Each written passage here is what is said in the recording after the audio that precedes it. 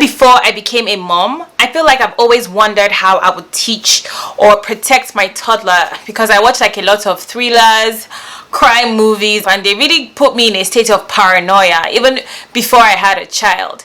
And now that I have a child, I'm trying to find a way for him to protect himself from sexual predators, because the reality is that they are out there. I have done my research and I've been able to find out ways to help my toddler protect himself.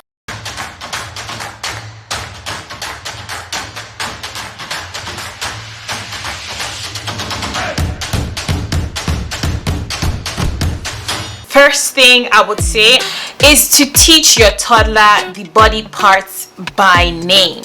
So you call the penis a penis, you call the vulva a vulva, you call the vagina a vagina. I have a family member that would call it a boutique. And I remember how we will joke that, what are they selling?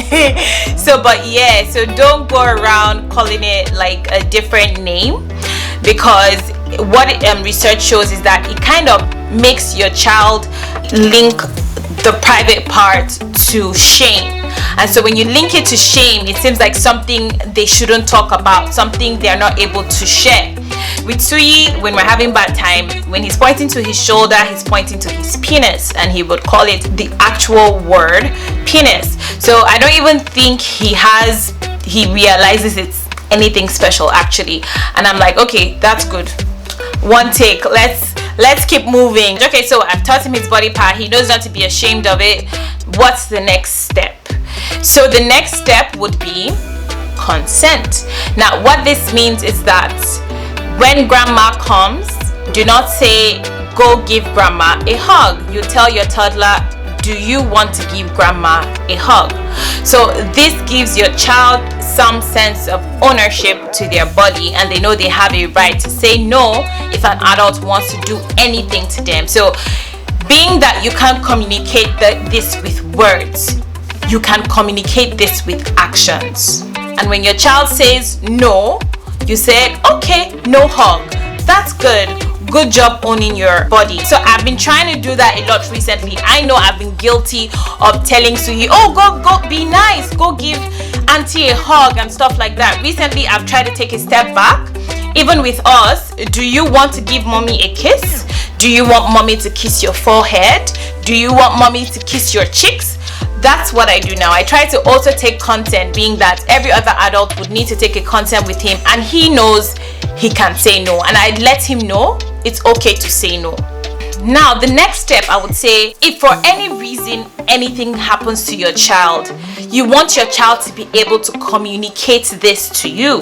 And so what I have learned from my research is that you need to teach them emotions. So you need to, let's move around a bit, one sec. Sorry guys, the room was hot. So back to what we were saying. Trying to teach your child, let me just sit for a sec. So how do you teach them emotions? So you have to teach them their emotions just so that they know how to come to you, how to express themselves if something happens. Mommy, I'm hurt. Mommy, I'm sad. Mommy, I'm angry. Mommy, I'm scared. So teach them these words. Use every opportunity. So when you see your child is scared, come to them, oh, you're scared? Or let them know that word. Let them know that feeling, so that they know how to express themselves to you when they're in such situation. Okay, so now the fourth thing was books and shows. So I use these books with Suyi. We read, and it's like a fun way for them to learn about boundaries and consent. And one of these books will be drawing our body boundaries and talking about, how this girl didn't want to have a high five, and that was okay. She said no, and then she felt like it was okay to get a high five, and that was okay too when she said yes. So it's just a fun way. Books and shows on YouTube, you can just Google it. You'll find so many cartoons and animations that talk on that.